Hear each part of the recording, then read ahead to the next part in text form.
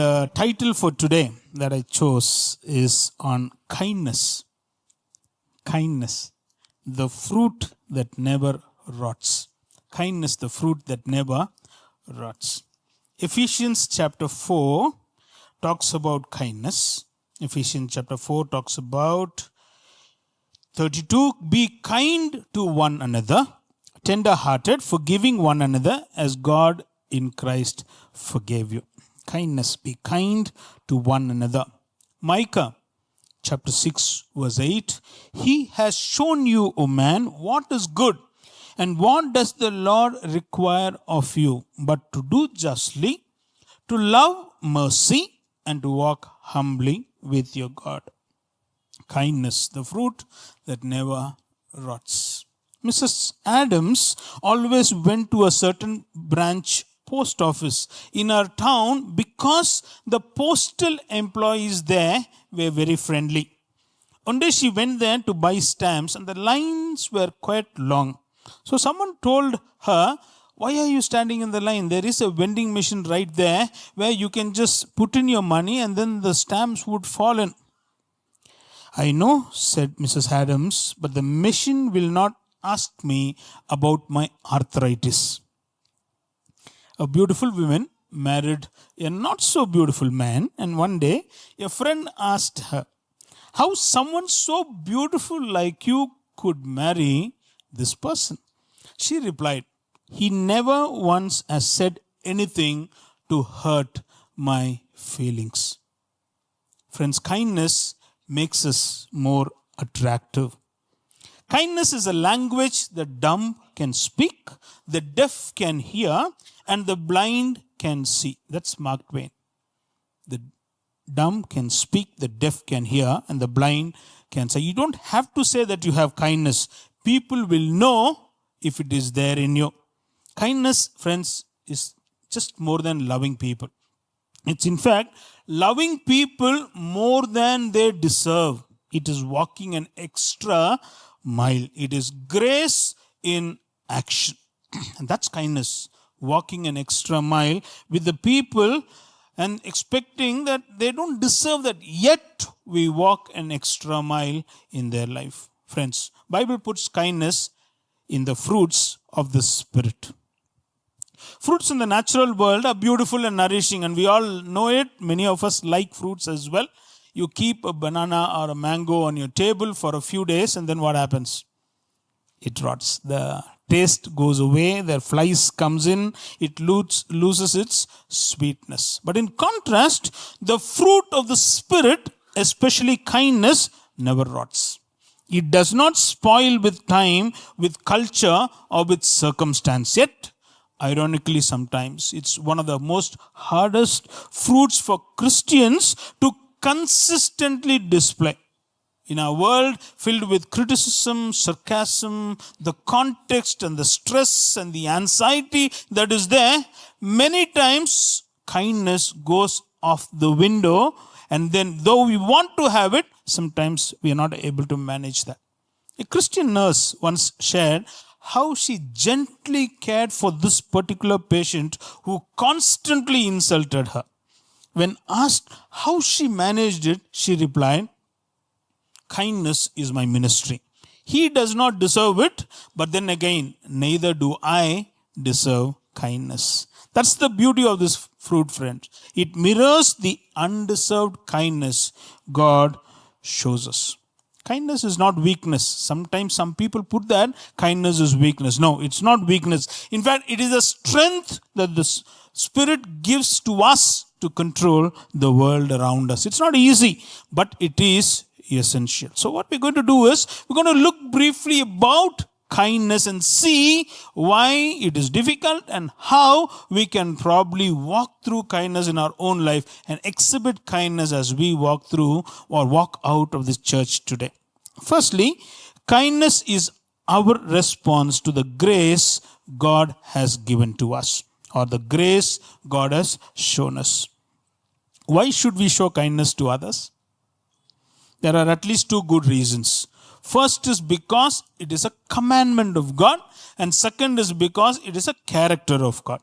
Commandment, we read that, Ephesians. Be kind to one another. That's a command that Paul, as he writes to the church, or as he writes to the Christian, is saying, or Christians in that church is saying, be kind to one another. Make every effort, if it is possible, so that you are able to be kind to the other person. So it is obviously a command that the Lord or the Bible tells us. Jesus commands us to love our neighbors. Love for others is probably an emotion. But remember, as Christians, we have to understand love is a choice that we make, and a choice that we make that extra mile, even if they don't deserve that love that we can give into their life. So it's a command. It's a commandment of God. Secondly, it is a character of God. Right from Deuteronomy, Exodus onwards, when we see the definition of God that comes by, we know kindness is a character that kinds of sticks to God when we can understand what is God. God tells us to show kindness to others because that is His wonderful character. He's full of loving kindness towards us. God has forgiven us not because we deserved it, but because He has given His own Son, and that's His natural character. Psalm 103 verse 8 Amplified Version says it this way: the Lord is merciful and gracious, slow to anger, and abounding in compassion and loving kindness. So if I have to describe God, if somebody asks who is your God, this is probably a definition of God. And what do we say? The Lord is gracious, merciful, slow to anger, abounding in all that could be in compassion and loving kindness. So if you think of our God, if we think that His nature is something that comes into our lives after we have accepted the Lord, that means one of the nature that obviously sinks into our life is kindness of God. And that is why it is important that we understand, yes, it is a commandment or a command of God. It is also a character of God. Kindness is something stick to our life. Friends, God did not just tell us to love us. He proved it, right? Romans chapter 5 verse 8. While we were still sinners, while we were yet sinners, Christ died for us. And that's the truth, and that's the way, and that's the example we have before our life. While we were yet sinners, Christ died for us, or the Father gave His Son for us so that we could make an effort like Him as well. The world tends to give, we all live in a world, and by now we would have realized they tend to give what they deserve. But God is full of grace and mercy. Friends, grace is God blessing us with that which we do not deserve. Grace is something that the God is blessing us with which we actually don't deserve. And mercy is God withholding the punishment that we deserve. So both grace and mercy are constantly being given by God. The more we understand and appreciate God's grace and mercy, the more we will show God's kindness to others. The more we understand, like our worship leader today said, we were like graves, but the Lord moved us to be a garden. Beautiful word, isn't it? That many times when we understand that the Lord picked us up from the miry clay, that we were not worthy, and how for generations the Lord has chosen us, and the family and His bloodline flows through our lives, we are what we were. And I'm sure the Lord has pulled all of us up, not because we matter, but because He matters in our lives. And that's something that we need to understand, friends. I heard of a story a while back about a first standard boy named Timmy, who walked to school with his friends every day. His mother wanted to keep an eye on him as he walked to school from his house, but she did not want to embarrass him. She asked her neighbor, Mrs. Shirley Goodnest, if she would mind walking behind Timmy and keeping an eye on him. Shirley was very happy to do that. Shirley was happy to do it because every morning she realized she needed that exercise. So she would take her own toddler, Marcy, put her in a stroller, and then go behind walking, especially as Timmy was going by. For several mornings, Mrs. Goodnest could be seen pushing her stroller behind Timmy and his friends. After several mornings, one of his friends asked Timmy if he knew who that was kept following them. Timmy said, sure, that's our neighbor, Mrs. Goodnest. Her first name is Shirley, and that's her little daughter, Marcy, in the stroller. His friend said, doesn't it bother you that they are always following us? Timmy said, not really. It's in the Bible. Every night my mom reads the 23rd Psalm to me and it says, surely goodness and mercy shall follow me all the days of my life. So I guess I'll just have to get used to it. How true is it, friends? Surely goodness and mercy will follow me all the days of our life. That's not going to run away from us. Wherever we are, whatever work we are, wherever we go and whatever we do, surely goodness and mercy will follow us all the days of our life. And if that's the grace that the Lord is giving us and taking care of us, the Lord is also expecting us to shower that grace on the other people. David, when he became what he wanted to become, David remembers his covenant with Jonathan and seeks to show the kindness of God. Beautiful story. 2 Samuel chapter 9 verse 3. When he became king after all of those rough patches of life, when his good friend Jonathan has passed away, and then when they made him a king, he comes and asks this question, is there no one still alive from the house of Saul to whom I can show God's kindness? Ziba answered the king, there is still a son of Jonathan. He is lame in both feet. You all know the story, right?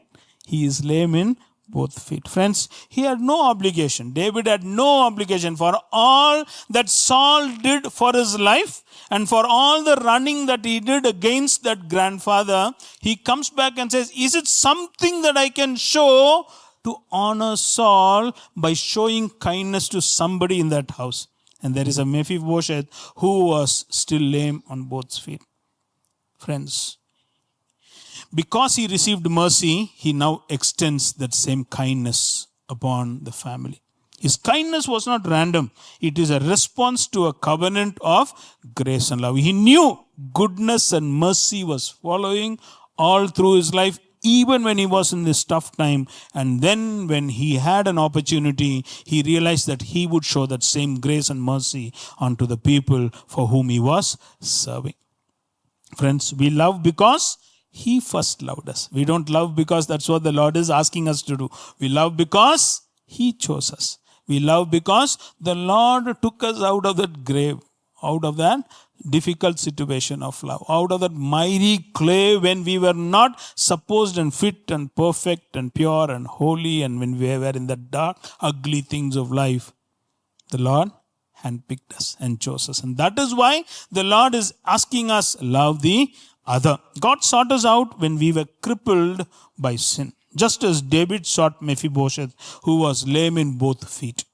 Our kindness should be rooted, friends, in gratitude for God's grace. So remember, we are being kind because the grace was showered upon our life. Not because of what we are, but because there has been a kindness that was shown in our life, we tend to execute and tend to give that grace onto the lives of other people. Secondly, direct your kindness towards strangers who cannot repay us. Many times we are very kind to our family members. Many times we are very kind to, hopefully, our friends as well. Many times we give a lot of gifts to our family members and friends. Christmas comes, gifts come together. We make sure that we try to give some gifts to those people. Birthdays come, we try to give some gifts. Maybe deep down we know that when Christmas comes, we would also receive gifts from the other. Or when our birthday comes, we would probably receive the gifts from other. That's called reciprocal giving. Nothing wrong. Please, nothing wrong, and don't stop it. We have to show kindness to others as well because they are kind to us. And Jesus does speak of being kind to the other. Does not say that you just be kind to the strangers. Not at all, I think. But it comes sometimes naturally for us to be kind to those people who love us. But when he gave the command to love your neighbor as yourself, a man asked him, what did he ask? Hey, who is my neighbor? And then he comes out with this beautiful story, a good story that we all know about. The Good Samaritan. We all know the story, right? A Good Samaritan. The wounded man was a total stranger. Jesus said that real love is not directed just to those who are just like us or whom we can love in return. It's directed toward anyone who needs love, even if they are total strangers. Matthew chapter 5, 46 and 47. The Message version reads like this. Jesus said, if all you do is love those who love you, do you expect a bonus?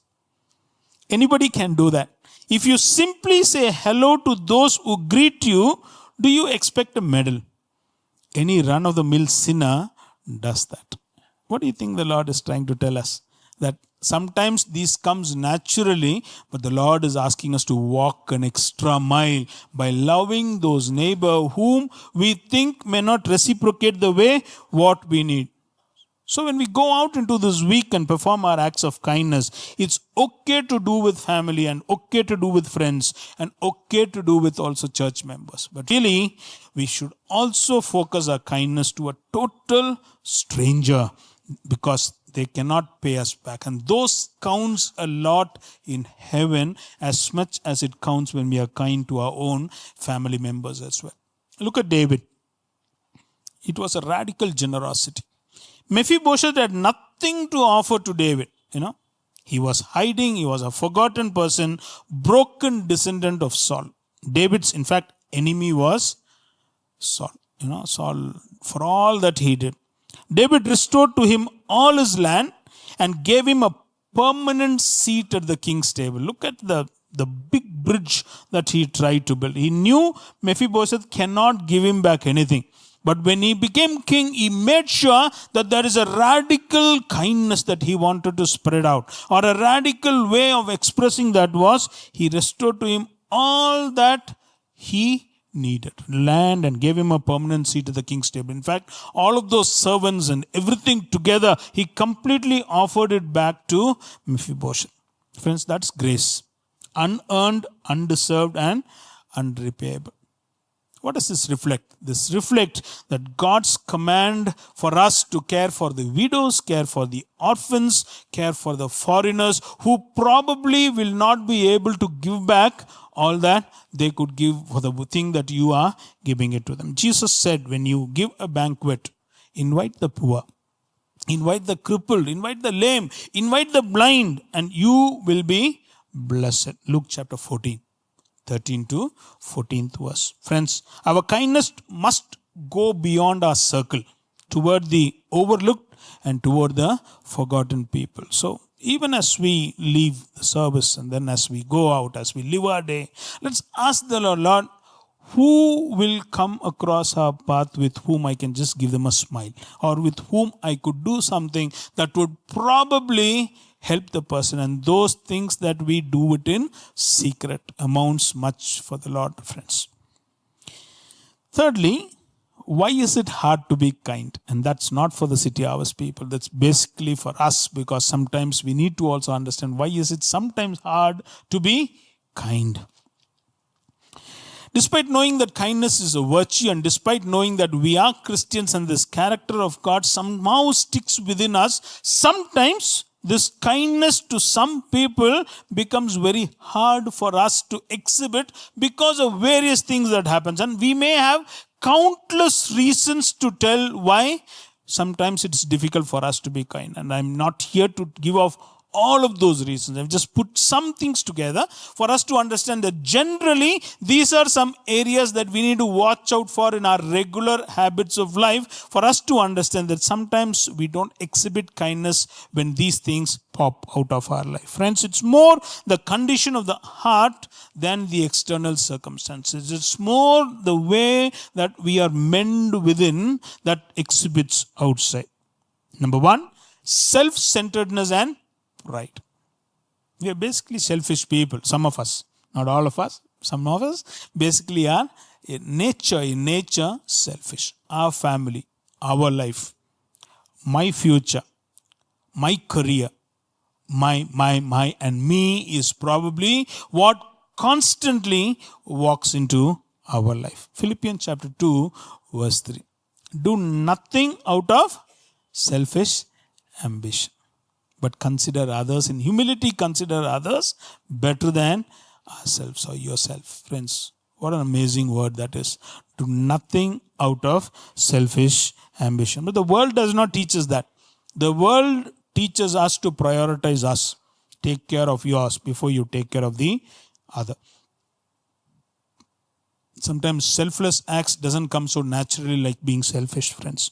When we are preoccupied with our own needs and desires, we often overlook the pain and struggles of those who are sitting next to us. So selfishness and pride. Secondly, past hurt and distrust. Past hurt and distrust. Many times, you know what happens? When we were kind to people, people took us for granted. Have that happened to us? When we are kind to somebody, people say that we are very soft. People realize, and people try to, instead of finding the way with the flow, they would have tried to abuse us. They would have tried to go past us. I remember a story of this Raj, who were on the middle player on an office, a good team player. He would probably bring in coffee to his team members. He would always have a listening ear to his team members. But when promotions kicked in, he was overlooked. Others would possibly even take up what he did and say that they did it. And Raj would continue to keep quiet when he was supposed to raise up because he thought that is kindness. Imagine what he was going through. And in days, he realized that he was harboring a lot of pain and hurt, but he was not showing it. He wanted to be the way he wanted to be kind, but then people took him as a very soft person.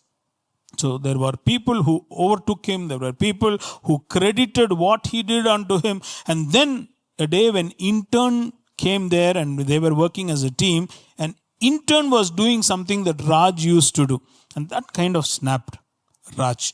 And he said some words to that intern that really made and bothered him later on in life. And then he wondered, why did he do that? And he realized he was harboring a lot of hurts that he was not supposed to harbor. So many times when we are kind, when we want to be kind, and when we exhibit that kindness, there could have been people who would have hurt us as well. So our natural opportunity and ability is to build up a defense wall. A wall where we will put so that nobody else would walk into us, because many times they walk into our lives, they tend to constantly hurt us more. That could have happened in all of our lives. And because of that, we would have stopped that switch of being kindness, because we realized that whenever we are kind, they are not sufficiently giving us that needs to come into our life. So past hurt and distrust could easily creep into our life as well. Thirdly, emotional fatigue and busyness can also stop us from being kind to people. All of us are busy, aren't we? The day begins and the day ends, and we don't know how the hours went by. We go off to work, we start different things, and then before we realize, the sun has gone and the moon has come. But what happens? There is an emotional fatigue that happens in our life, a physical fatigue that comes into our life. And then we come back home. We are already tired. And then when we need to be kind, many times that is where it hits us. And many times because of that, we try to be unkind to people, and especially even to our own family members. The more we are stressed or tired, friends, the less we are patient. The less thoughtful and generous are we. So the fast pace of this modern life can actually crowd us with the simple acts of expression of being kind. And that's something that we need to be watchful about. And finally, the fourth one, a culture of cynicism. Our society often equates kindness with weakness. Oh, he's being very kind. He's a very soft person. Naive he is. He cannot go for tough jobs. He cannot handle tough things of life because he is not made that way. There is no chemistry in him that could pull him up that way. Our world especially is exactly opposite. It commits to assertiveness. It commits to all that is there. You see the social media, right? You see the news, right? In the news, kindness is not considered something that's a generous thing to do. There's always debate. There is always who has the more voice, who has more aggression in their life, who has more stressfulness in their life. Everything, right? The social media, the politics, everything has constantly changed. Our climate has defined completely differently on how you have to live as a strong man. And being kindness is not one of the greatest attributes to show yourself as a strong man. The world filled with cynicism. And that is why sometimes we tend not to be kind as well, friends. That's why we tend to be unkind to people. Many times as we walk into the lives of people, we tend to become very unkind. We leave a subtle and blatant trail of emotional and spiritual well-being. It may seem very small in a moment. A harsh word that Raj spoke to that intern. It could have been such a small word, but a harsh word. It could be a cold shoulder that we give it to somebody. It could have been withholding a compliment that we should have generally given it to somebody who is with us, who is sitting with us, who is living with us, who is working with us. But then we tend to withhold for some reason, and it affects deep, friends. Strongly, it breaks the relationship that we have. It causes a lot of mistrust in our own relationship building that we have with us, with people. And it causes a lot of division. And that is why we have to be careful how we consider ourselves and say, yes, we can tend to become very unkind to people when we allow certain patterns of life to walk into our life. Look at the contrast between Saul and David that we looked at. Saul had every opportunity to be kind to David, but then he chose jealousy. He chose fear. He chose cruelty to lead his life and not kindness. His reign entered in ruin and shame. The fear gripped everybody. Even Mephibosheth, his own family member, was living in hiding. That's the story of Saul. David's kindness reversed the legacy of fear that Saul left behind. Friends, unkindness many times around us causes a lot of fear, causes a lot of division, causes a lot of brokenness. It could be in our families, it could be with our friends, it could be in our workplace, it could be even in church. And that is why we have to choose to walk that line of moving away from unkindness to kindness. One act of kindness, motivated by God's grace, friends, can rewrite someone's story. And that's very important for us to understand. So finally, how do we apply this? How do we take it into account so that it becomes an inbuilt part of our life? So I'm just talking about 5 ways to be kind to people. Be sensitive. Be sensitive to the needs of those around us. First, kind people are sensitive to others. They are aware of the needs of those around them. So become aware of the needs that are those around us. Again, Philippians chapter 2, 3-4. We looked at that verse. Do nothing out of selfish ambition, but in humility of mind regard one another as more important than yourself. Do not merely look out for your own personal interest, but also for the interest of others. Friends, God calls us to be sensitive in the ministry, and we need to not leave this attribute of sensitivity in our life. Kindness always starts from noticing what is going on in the other people's lives.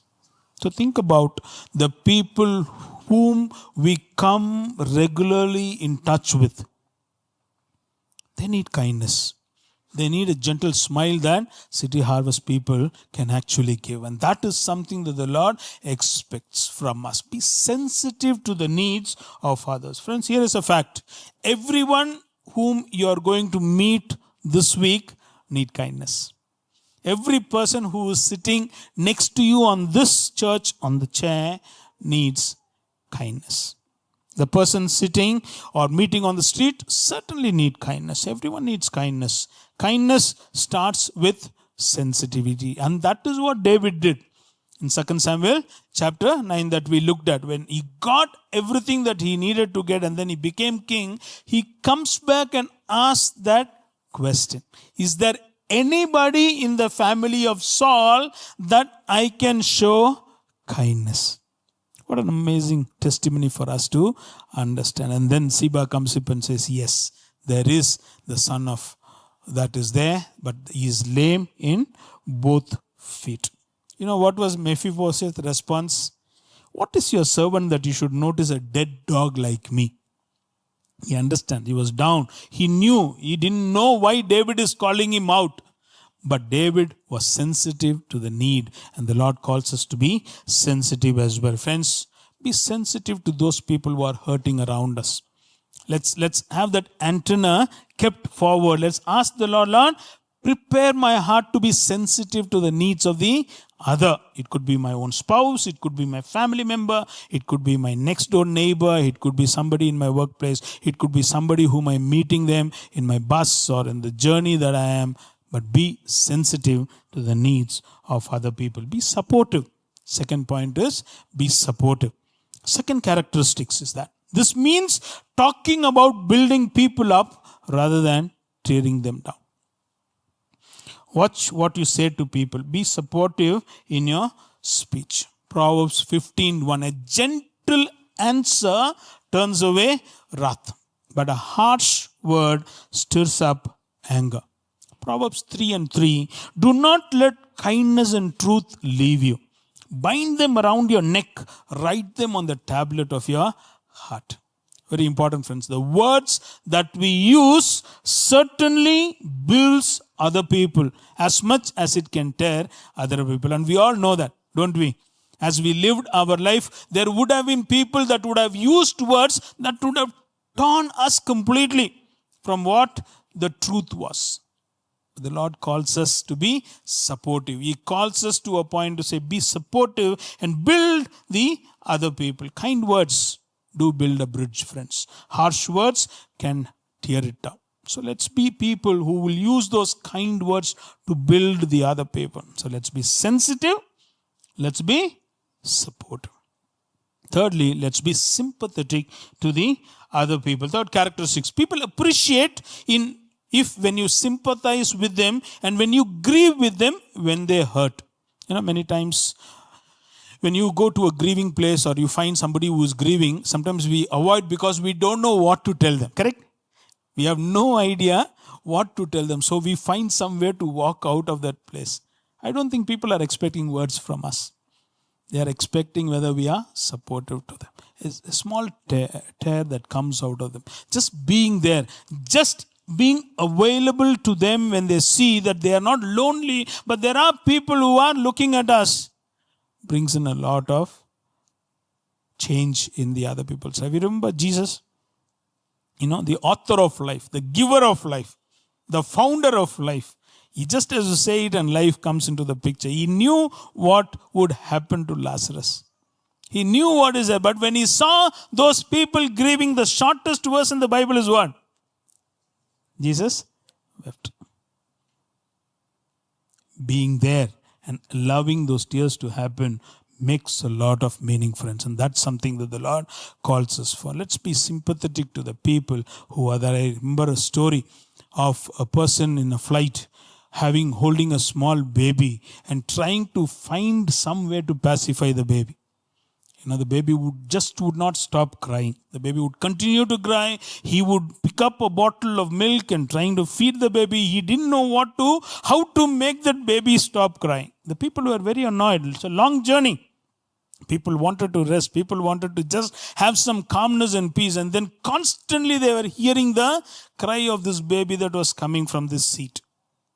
And they were wondering, where is the mother? They were wondering, what is it that is doing? And many times, out of exhaustion, the baby would sleep for a while. And then people would feel some peace there. And then immediately the baby would start up and then would start cry. And then hair hostess would come by and there was nothing that they could do. And they realized that this journey is one hell of a journey for them. Until somebody asked him, where is the mother? Where is your wife that you left and came? And then he said, no, my wife is with me, but she's down there in the luggage room on a casket. And I'm going back with the small baby that I've got, but my wife just passed away. Surprising. Changed the entire atmosphere of the people. People came to support, people came to help, people came to hold, and the continuous pain that they had was shared by another person. Let's be supportive, because we don't know what is happening on the other shore. The other person who is probably annoying also has a story to tell. And we don't know what is that story, friends. He can be as, or she can be as annoying as it can be. But then if we can give a little and be supportive, there's a lot that can happen in the relationship. Fourthly, be straightforward. A kind person is also straightforward. Sometimes kindness means being candid. Sometimes it means laying it on the line and saying what needs to be said, that leveling the people and letting the truth do its journey. Sometimes the kindest thing you can do is to be frank with a friend and tell that person exactly where he or she is wrong. Proverbs 27. Faithful are the wounds of a friend, but deceitful are the kisses of an enemy. Imagine we are on a bed in the hospital, and suppose a doctor examines and knows that we need to go through a surgery. The doctor, what is better for the doctor to say, you need to go through a surgery, or the doctor saying, relax, everything is okay, you're going to be fine? What would we expect from the doctor? Truth, as it has to be told, because that is important. You remember that story of where Peter was in the Gentile church, the complete church, and then he was fellowshipping with everybody that needs to be there. And suddenly, some Jewish Christians come into the church. And then the Bible says Peter withdrew from the Gentile believers. And Paul sees that.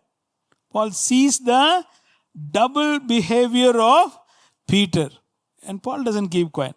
He calls Peter in Galatians and then says, you know what you're doing is wrong, Peter.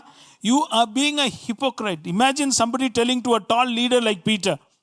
But he told the truth as it is. You need to treat all Christians the same. And that is why Paul was able to write later, hey, there is no Jew nor no Greek, no slave, no leader. Everybody is the same, because Paul was able to tell the truth as it is. And he was straightforward. Paul cared for Peter. And that's why he did that. And finally, be spontaneous. If you want to be kind, let's learn to be spontaneous, friends. Do not wait to show kindness. While you have the opportunity, let us do it. Be spontaneous. Galatians chapter 6 verse 10. So then, while we have opportunity, let us do good to all people, and especially to those who are the household of faith, who are Christians. Let us, with every opportunity, find a way to do good for other people, friends. On some occasion, you probably have thought, that person was really nice to me. I need to write down a thank you note for that person. Or maybe you have thought, I need to make that phone call, or I need to send a little gift. Or I want to take something over to the neighbor who was so kind to me. Then we may have delayed and kept delaying until we were so embarrassed that we don't think it's appropriate to do it at this point of time. We could have had similar experiences. Yet, when it comes to kindness, good intentions does not matter, friends. Use every opportunity to make good for the other person, to show good for the other person. So when you get the slightest inclination to call someone, please call. Don't wait for tomorrow to come by. And that's something that we need to work many times, friends. Friends, it's sometimes to hear a sermon is different thing. And then when we have to apply there, it's a different thing. All that our prayer is that we all would learn to apply that little virtue called kindness in all of our lives. Yes, our world is filled with people who need a lot of kindness. One of the fruits of the Spirit is kindness. And this fruit never rots. It's always there, and the Lord expects us to show with generosity the kindness of His character that He has given in all of our life. World does not need more noise, friends. World does not need more anger.